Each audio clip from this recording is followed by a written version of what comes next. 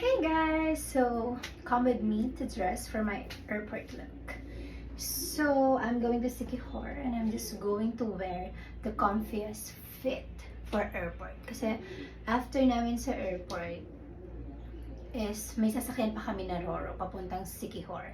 So, gusto ko yung fit ko is very comfortable. Yeah, so I'm going to start with this top from Michi? Yeah, this top is from Michi.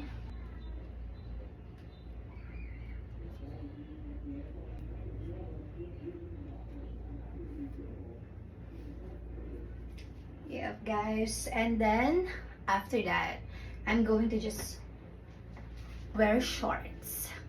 The super shortest short. Yeah. I'm going to just wear this. And then, I will not remove the white on the inside. Medyo ano pa rin tayo. Yeah. So, this top is a backless. And syempre, hindi tayo ganito sa airport. Dapat, dahil cold sa airport, we're going to wear a sweater. Yeah, sweater. Kasi guys, lamigin akong tao, pero naka-shorts ako. Pero okay lang, diba? Ganda lang. Para pagdating ko dun sa Sik, kasi bandang lunch na yung sa Sikihor. So, I'm just gonna tanggal this sweater.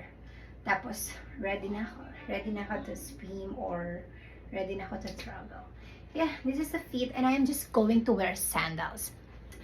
Look at these sandals. It's giving. It's like... Look.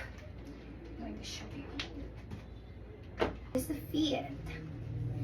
It's so simple with my bag. Here. See you, Sikihor. Bye!